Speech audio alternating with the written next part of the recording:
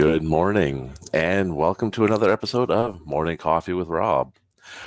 We honestly were going to do this one last weekend. However, pardon me, some massive technical issues. Apparently, I need to make sure I clean out my computer a little bit more from dust and other debris.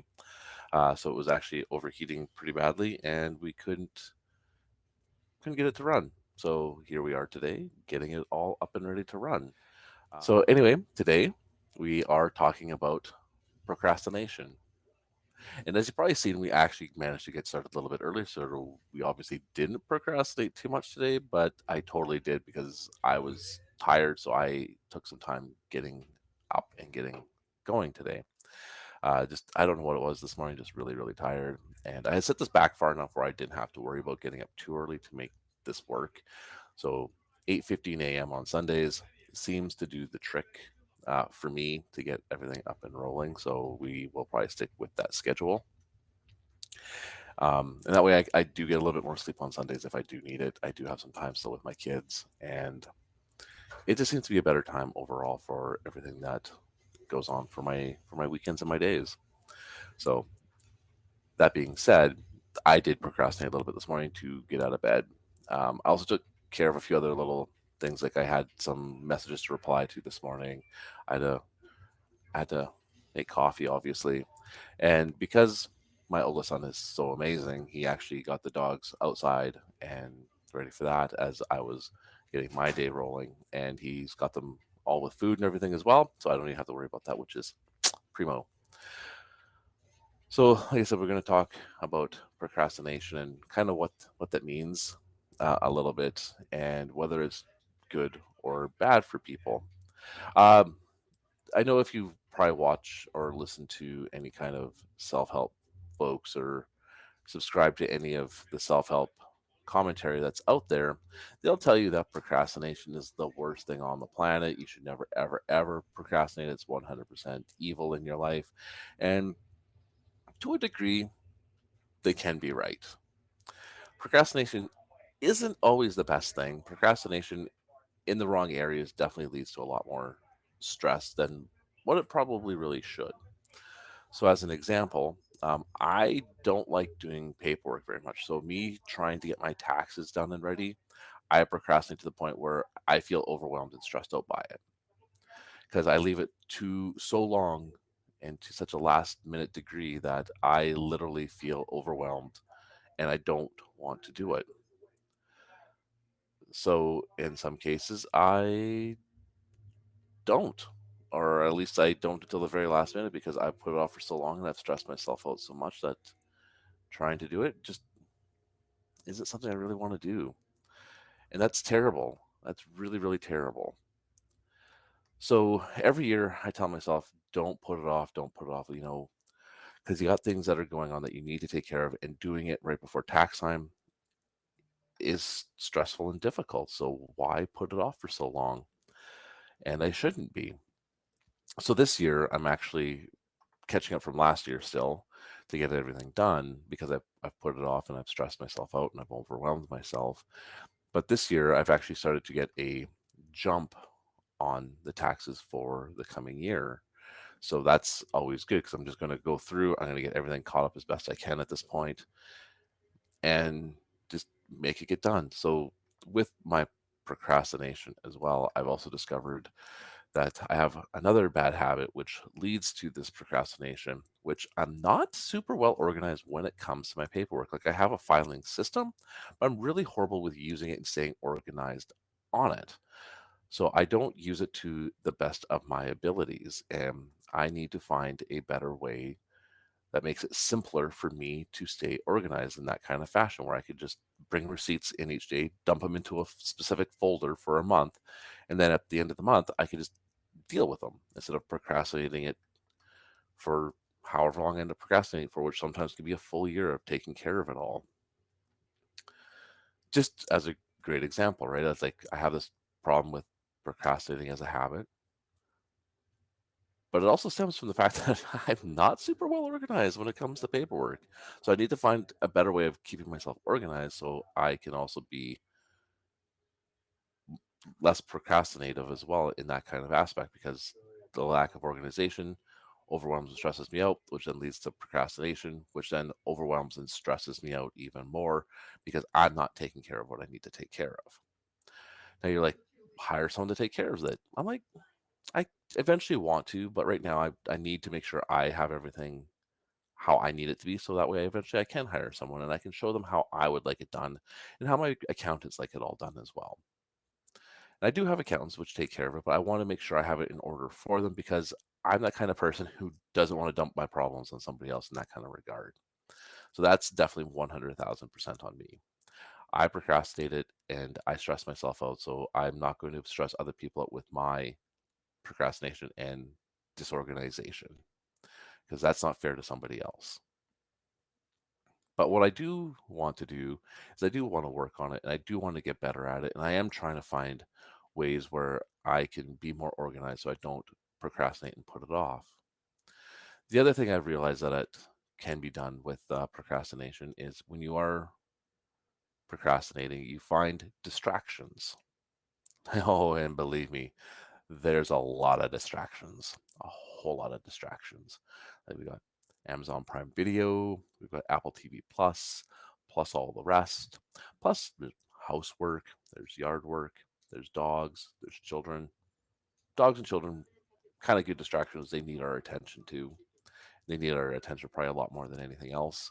So those are okay, but at the same time, it's like we really like our distractions a lot. And if you're not disciplined enough to put the distractions off for a little bit, then you're going to allow them to help you procrastinate. They're kind of a procrastinating crutch, if you will. So you'll find a show that you really happen to like, and then you'll be kind of sucked into it for the entire time where you just end up procrastinating it. Your main task that you need to get done, say it's paperwork, or maybe building that website for your business, or reaching out to some people that you've been meaning to reach out to. Distractions help us procrastinate in a lot of cases. Um, Now, I mean, if you're like a playwright or a screenwriter or something like maybe watching shows helps you build up knowledge and inspiration and stuff, and that's a whole other situation and story. Um, but allowing distractions to come in will help us procrastinate a lot more. Now, on the flip side, procrastination can come in pretty handy at times as well.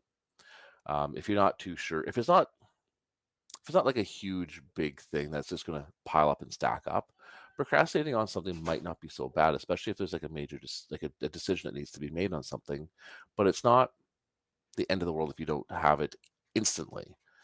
If you can put it off for a little bit because you just need to think about something, then maybe not a bad idea. Maybe procrastinating it is kind of the best option at that point because you don't need to be rushing and giving an answer instantly. So taking some time and putting it off for a little bit and thinking about it, but not putting it off to a point where you forget about it.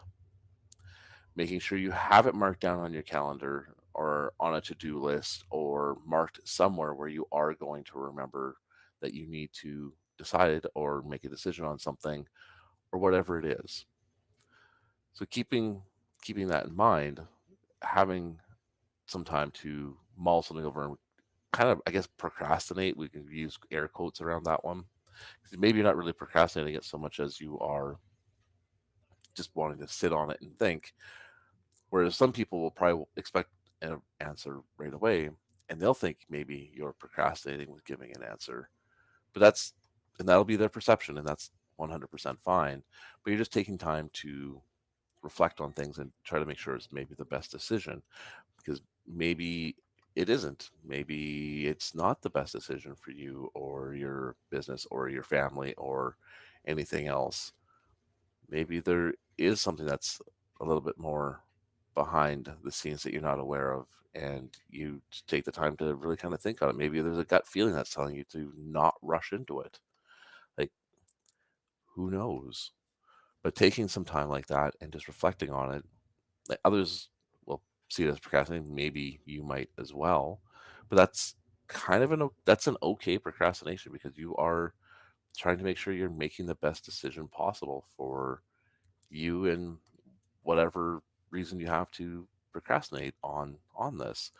Maybe there's some tasks or something that you just don't want to get to, and they're kind of smaller tasks, but you found that if you procrastinate one, you'll have a couple other ones to have to do, but they're all kind of in conjunction, so you can kind of take care of it all at once.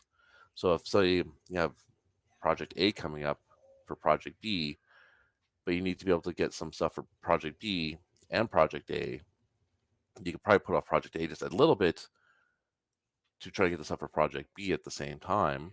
And then you can, I mean, like you're procrastinating on the one for the other one, so you can kind of get the stuff together if you're having to work on both. And then maybe you can get both done at the same time. I'm like, I don't know. I just know there are sometimes that procrastination can work out in someone's favor. Um, but typically, I'm like, you have to really kind of weigh the good and the bad on the whole thing on procrastinating on things. And maybe it's not always a conscious decision that we're making it. Sometimes as a unconscious decision that we are procrastinating and letting things fall to the wayside, like with getting distracted. Like maybe that's not a conscious decision. I know for me, a lot of the times when I get distracted by shows or books or whatever that I'm doing or reading, it's not always a conscious decision that I'm being distracted and therefore procrastinating. Sometimes it's very subconscious. I mean to do some work at the same time and get into the show, but then the show really picks me, and then I fall out of what I'm doing, and then I put it off for like a day or two. It's it's life and it's kind of nature of the beast for people in a lot of cases where we put things off that we shouldn't be. But at the same time, it is kind of okay that we do in some regards. Like I gotta being a single dad, I gotta weigh things out a lot more. Like I have a regular 9 to 5 job. I I have my kids. Plus, I'm working on a lot of things like the podcast. I'm working on my website. I've got to promote myself through social media in different aspects as well in some sort of fashions. I've got other video series I've create like 15-second thoughts and trail tale. I do those as well. And there's a lot of work that goes into it. And some days I'm just like I'm not up to it. I'm like I'm also trying to go back into rewriting it on my blog. And there's honestly it's a lot of work. And some days I just the overwhelming feeling puts it off a little bit. And kind of the nice thing is with the writing part of it, if I procrastinate a little bit, but I kind of plug away at it, I do end up with some really good work. The problem I've had is I kind of put it off, but then I forget about it because I don't have it up where it'll something will remind me to keep at it. So that's once again back to the organization where if I'm not better organized with that skill of organization, then my habit of procrastinating really comes to light, unfortunately. So what I really need to do is set up more systems to help me with my habits to break the bad organization habit, which will then break my procrastination habit. So it's kind of like a conjunction of patterns that I've fallen into that I can work to get out of. If that makes sense. I hope that does because I really feel like my procrastination habit does come all way from my organization habit. And my organization habit comes from the lack of discipline habit. Like I don't have super good discipline all the time on certain things. So then I have bad organization skills, and then I have this whole habit of procrastinating. See, we've just totally worked backwards on this. Like we know I don't have very good discipline. Why I don't have very good discipline, I couldn't tell you. That's something I still gotta go probably a little bit back further on, but we don't have to because I've narrowed 3 things down. I gotta give myself a little bit better discipline, which will help me with my organizational habits and skills, which will then help me get rid of this bad procrastination habit.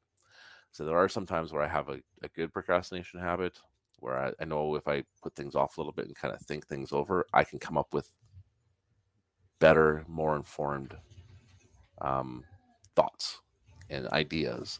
It's probably why it's actually a lot of reason why people like sending text messages and emails now because we can procrastinate replying back. We don't have to give something instantly. And this is actually a really good example of good procrastination is we don't have to instantly reply if we have a text message or an instant message of some kind or an email. We can put it off a little bit. We can read it over. We can read back a little bit. We can think on it.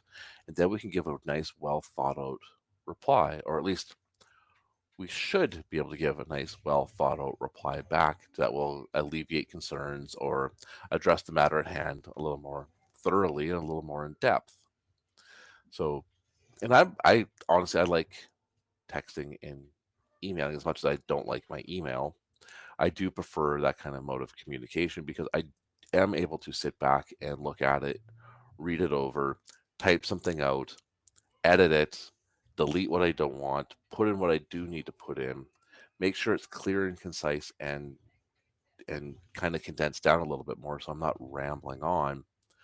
And then I'm also not having to give like this instant answer just like this because maybe the instant answer isn't that well thought out and maybe it's more the answer ends up being more confusing and maybe the answer could even just be 100% wrong. And with my 9 to 5, I can't be 100% wrong. Like in a lot of cases, I could just be like, I don't know. I'm like, maybe. But if I really want to give a good thought out answer, I'd be like, hey, you know what? I think this is what it might be, but give me a little bit and I will send you an email or I'll call you back and I will let you know what the actual answer is. In a lot of cases, people are like, yeah, no, that's totally cool. Like, I just want to make sure I have the correct information and it's like very clear and concise. So it's like understandable. And people are 100% on board with that. And they love the idea that I will go and look just to make sure that I have it correct and that I can write it out in a clear, concise manner for them. And most people just want me to email it back to them. So that way they can read it because a lot of people like to read it because it helps them understand it better.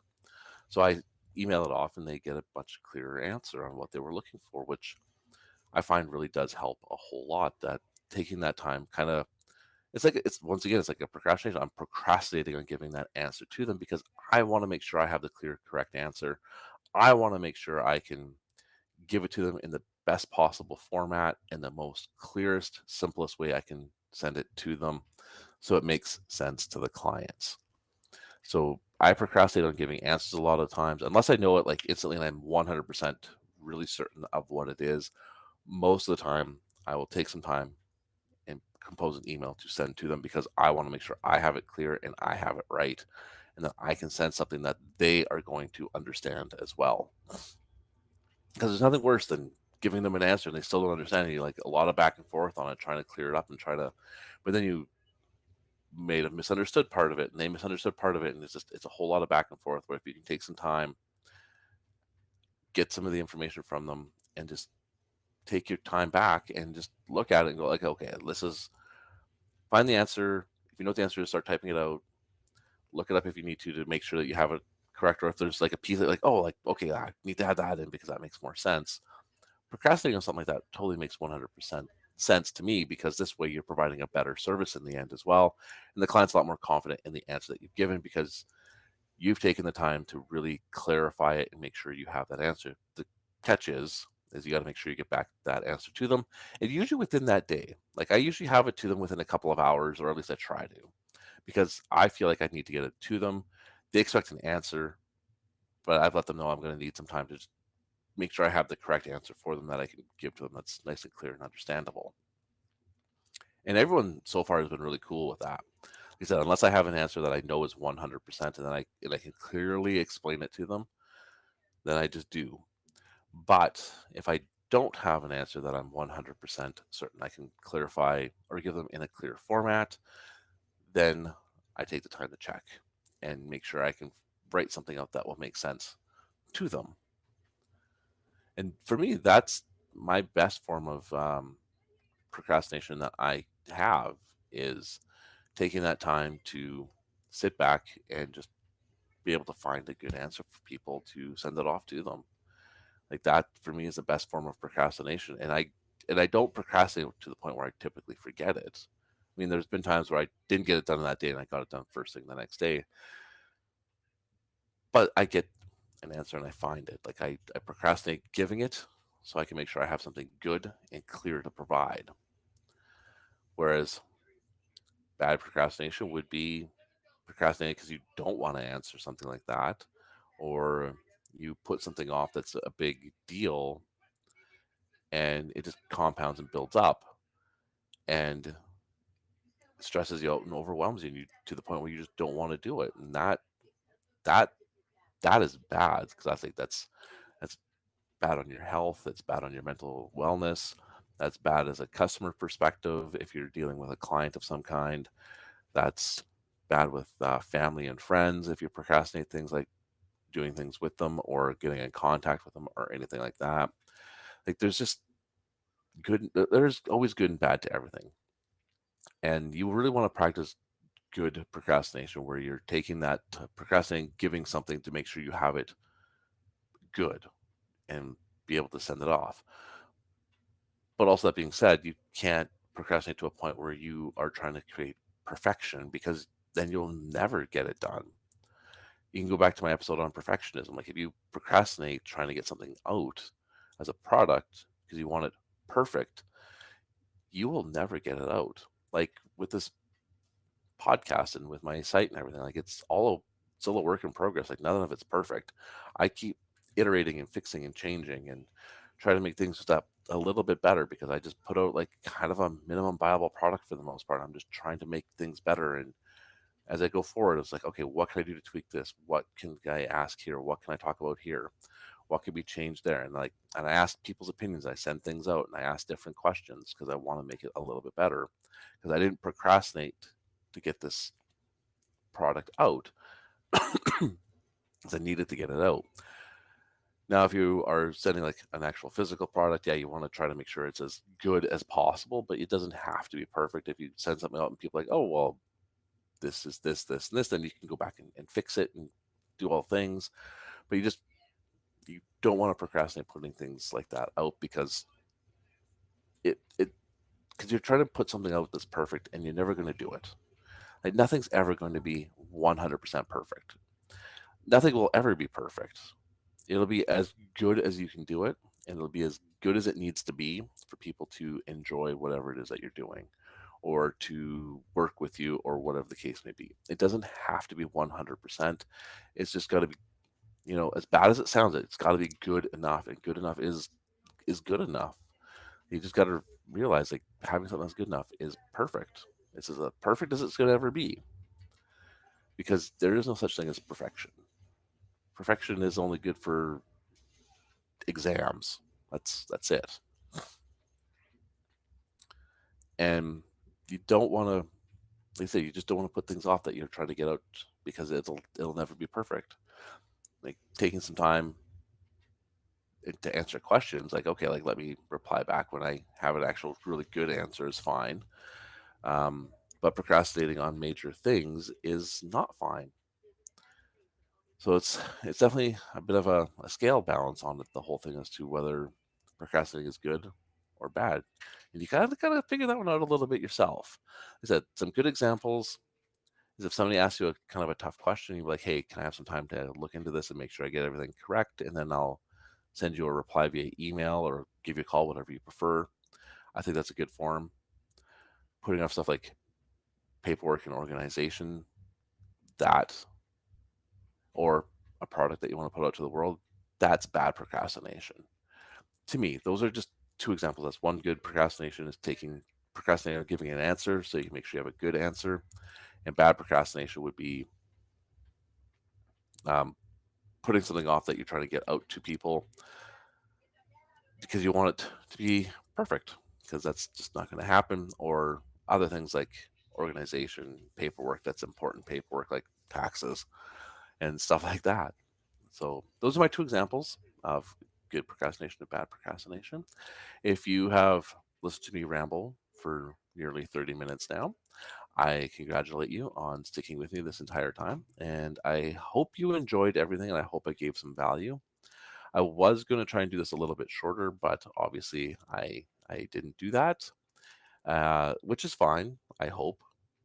And I mean, I enjoy doing these, so I'm like, I could probably talk forever on whatever subject. And maybe what I'll do one night is I'll actually have just like a live night where people can just come on and just ask a whole bunch of questions, and we'll see. Well, maybe we'll try and collect some questions from some subscribers on the website, and we'll kind of go from there. And maybe we'll have a live Twitter feed up where people can just ask Rob anything, and we will try to answer as much as we can. Maybe we'll do it over on something like stereo or something, so it's just an audio conversation, so people don't have to feel like they're on video or anything like that. I think it'll be a fun idea. But anyway, I am now just procrastinating ending the show here. So on that note, if you would like to continue the conversation out in the social medias, you can find me over on Twitter at Eldorabo, ELDEROBBO.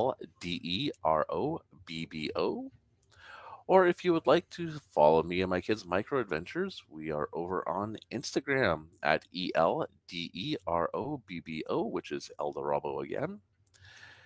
You can also come and join me over on Discord at my server called the Abundance Brotherhood, where we post some of the links and stuff up there as well for you to go check out some of the videos and blogs and just share some fun content with inspirational quotes and answer questions there as well and talk to people. You can also come and check out my website, which is rob-hicks.com. So rob-hicks.com. And if you would like to support the shows, you can head on over to Patreon and just look for Eldorabo, which is ELDEROBBO, and you can help support us there. Plan to start off at $1, and I think they go up to like $10 right now. Or you can go to my little shop and buy some merch, which is at rob-hicks.com/shop. So rob-hicks.com/shop, and you can buy some cool merch. You can buy some face coverings. You can buy toques, hats, stickers. And I think I have a hoodie up there, but I'm thinking about revamping that. So we'll take a look at that one. Anyway, I hope you've all enjoyed the show. I look forward to talking to you again. Hopefully, I'll be able to start doing these more because I really enjoy doing this. So hopefully, I'm looking at once a week on the Sundays, because right now it's been every 2 weeks on Sundays. And hopefully we get to have more time together. All right. Ride hard, live long. We'll see you all later. Take care.